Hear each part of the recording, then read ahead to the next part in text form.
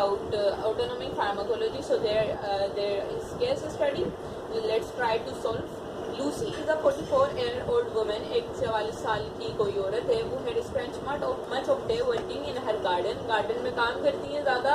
Her blustering wine caused by unintentionally inhale the insecticide. तो वो spray कर रही होती हैं, unintentionally हवा चलती है तो वो इनहेल कर लेती हैं insecticide that she was spraying. Okay. When she began wheezing severely, फिर wheezing severely उन्हें स्टार्ट होती है तो उन्हें इमरजेंसी रूम में ले आया जाता है. और उनकी सिम्टम्स जो होती हैं वो होती हैं constricted प्यूपिल and decrease heart rate. और आईवी एट्रोपिन उन्हें दे दिया जाता है फॉरन एज ए ट्रीटमेंट. तो अब ये केस स्टडी है, इसके कुछ क्वेश्चन हमें सोल्व करने हैं. कह रहे हैं इंसेक्टिसाइड कंटेन ऑर्गेनोफॉस्फेट. जो स्प्रे उन्होंने किया इंसेक्टिसाइड का उसके अंदर ऑर्गेनोफॉस्फेट थे. ऑर्गेनोफॉस्फेट को मैं ओ से जाहिर कर लूँ. ठीक है, ऑर्गेनोफॉस्फेट यानी ओ से जाहिर कर लूँ. That inhibit by acetylcholinesterase. Okay, तो यहाँ पर एसिटाइल कोलिन ईस्ट्रेस यहाँ पर लग गया आकर acetylcholinesterase. This is not working. Acetylcholinesterase यहाँ पर आकर लग गया. तो अब एसिटाइल कोलिन ईस्ट्रेस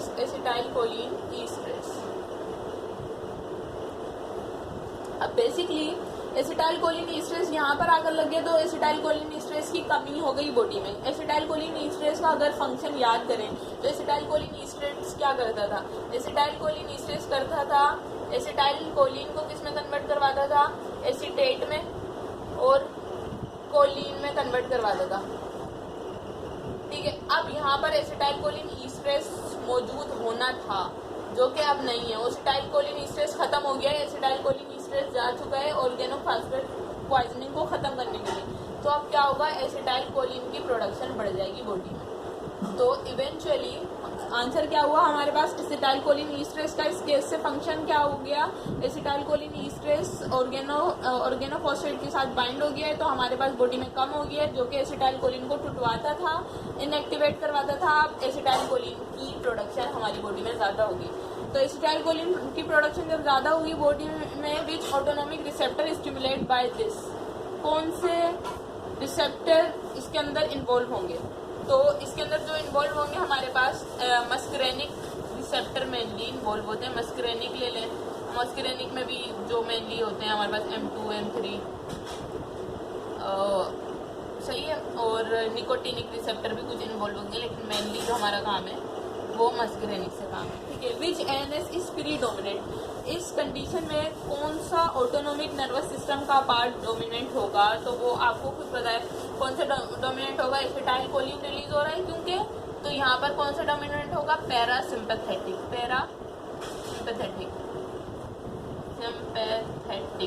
अब आगे चलते हैं. Now under what condition it dominates. कौन सी कंडीशन पर ये वाला पार्ट ये वाला ऑटोनोमिक नर्वस सिस्टम एक्टिवेट होता है. तो बेसिकली रेस्ट की स्टेज पर एक्टिवेट होता है. How insecticide result in the symptoms. अगर आप याद करें तो सिम्टम्स क्या थी, अब ये भी केस में बताई थी कि कॉन्स्ट्रिक्टेड प्यूपिल थी और हार्ट रेट कम हुआ. तो हार्ट रेट कम होना किसकी वजह से हो रहा है, एसिटाइल कोलिन के ज़्यादा होने की वजह से हो रहा है. ठीक है, और हार्ट रेट के ऊपर कौन से रिसेप्टर मौजूद है हमारे पास, हार्ट रेट में M2 रिसेप्टर मौजूद है. ठीक है, और प्यूपिल की कॉन्स्ट्रिक्शन जो हुई, कॉन्स्ट्रिक्शन ऑफ प्यूपिल. ठीक है, उसके अंदर हमारे पास कौन से इन्वॉल्व होंगे, M3 इन्वॉल्व होंगे. ठीक है, effect on GI system. Parasympathetic nervous system है तो GI सिस्टम है तो GI की एक्टिविटी बढ़ जाएगी, यानी मोटिलिटी भी बढ़ेगी, सिक्रीशन भी बढ़ेगी. सही है, ओवरऑल GIT की एक्टिविटी बढ़ जाएगी. ठीक है, अच्छा अब नेक्स्ट चलते हैं. Effect on skeletal muscle. Skeletal muscle के अंदर भी एसिटाइल कोलिन चाहिए होता है. अगर आपको याद हो तो एसिटाइल कोलिन जब रिलीज होता है स्केलेटल मसल में, इसमें प्री पोस्ट का कोई नहीं होता है, एक सिंगल मसल जा रहा होता है और स्केलेटल मसल से अटैच होता है. यहाँ पर एसिटाइल कोलिन रिलीज होता है और वो क्या करवाता है, कॉन्ट्रैक्शन करवाता है. अच्छा, now next, is beta adrenergic treatment is useful, why और वाई नॉट. बीटा एड्रेनर्जिक की ट्रीटमेंट इसमें यूजफुल होगी या नहीं होगी? बीटा एड्रेनर्जिक ट्रीटमेंट यूजफुल होगी, यस। क्यों होगी? वो इसलिए होगी कि देखें ये हार्ट रेट कम हुआ, ये हार्ट रेट कम हुआ ना, तो बीटा एड्रेनर्जिक क्या करवाते हैं? हार्ट रेट करवाते हैं ज़्यादा। तो बेसिकली मैनेजमेंट में हेल्प करेगी। क्यों दे रहे हैं हम? आंसर क्या है? हेल्प्स इन मैनेजमेंट, ये वाली बात लिखेंगे, helps in management. Heart rate ज़्यादा करेगा, कॉन्स्ट्रिक्शन ऑफ पीपल हो रहा है ना, तो ये क्या करवाएगा? डायलेशन करवाएगा। ठीक है, अच्छा, अब why atropine is given? Atropine क्यों दिए? एट्रोपिन सल्फेट बेसिकली दिए, एट्रोपिन सल्फेट IV दिए, वो इसलिए दिए कि वो एट्रोपिन सल्फेट क्या है? Beta adrenergic agonist. अच्छा, लास्ट वाला जो क्वेश्चन है ना, ये थोड़ा सा इम्पोर्टेंट है। नर्व गैस इज पोटेंट, एक नर्व गैस है, वो पोटेंट ऑर्गेनोफॉस्फेट है। ठीक है, what is likely cause of death? तो अगर वो कोई बंदा ले ले, नर्व गैस अगर कोई बंदा ले ले, अच्छा, ये ऐसी गैस है जो कि इरिवर्सिबली बाइंड होती है, इरिवर्सिबली बाइंड होती है। अच्छा, अभी हमारा लेना देना इरिवर्सिबल से नहीं है, हमारा लेना सवाल पूछा है what is likely cause of death? Death क्यों हो सकती है, वजह क्या होगी? आप देखें क्यों डेथ होती है। वाइटल ऑर्गन के ऊपर इफेक्ट आता है जब भी डेथ होती है। हार्ट रेट है, हार्ट रेट कम होते होते इतना कम ना हो जाए कि ब्लड की सप्लाई सही ना हो, तो ये पहला रीजन हो गया। ठीक है, फिर दूसरा रीजन और दूसरे रीजन भी होंगे, लेकिन मेन रीजन हम वाइटल ऑर्गन से रिलेट करते हैं। फिर आप देखें ब्रोंको कॉन्स्ट्रिक्शन हो रही होगी, ब्रोंको कॉन्स्ट्रिक्शन ज़्यादा हो जाए, एसिटाइल कोलिन का काम होता है ना हार्ट रेट को कम करना, ब्रोंको कॉन्स्ट्रिक्शन करवाना। ब्रोंको कॉन्स्ट्रिक्शन हो गई तो सांस ले ही नहीं जाएगी, ऑक्सीजन ही अंदर नहीं जाएगी, तो ब्रोंको कॉन्स्ट्रिक्शन ज़्यादा हो गई, तो उसकी वजह से भी डेथ हो सकती है। उसके अलावा और क्या तरीका हो सकता है, और क्या हो सकता है? बहुत ज़्यादा मसल कॉन्ट्रैक्शन हो जाए, स्केलेटल मसल की कॉन्ट्रैक्शन हो जाए, स्केलेटल मसल्स की क्या हो जाए? कॉन्ट्रैक्शन हो जाए। ठीक है, अच्छा, या हमारे ब्रेन के अंदर एसिटाइल कोलिन ज्यादा हो जाए, तो acetyl choline act as a neurotransmitter, तो वो अलग CNS के इफेक्ट देगा। ठीक है, यहाँ पर हमारी एट्रोपिन तक की बात खत्म हो गई। जो अब मुझे बतानी है, इसकी मैनेजमेंट बतानी है।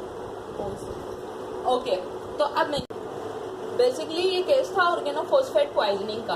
तो जब ऑर्गेनोफॉस्फेट पॉइजनिंग होती है ना, तो हम एट्रोपिन देते हैं।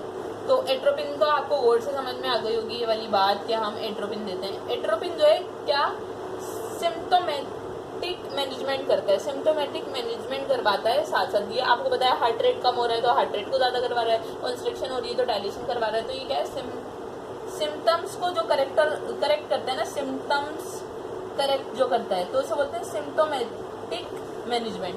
तो एट्रोपिन इसलिए यूज हो रहा है। फिर जो इसका बेसिकली एंटीडोट है ना, प्रेलिडोक्साइन है। प्रेलिडोक्साइन, अभी तो हम भाई एट्रोपिन पढ़ रहे थे, अभी तो हम वो पढ़ रहे थे एसिटाइल कोलिन, तो उससे एट्रोपिन की बात आ गई। प्रेलिडोक्साइन बेसिकली एंटीडोट है ऑर्गेनोफॉस्फेट पॉइजनिंग का।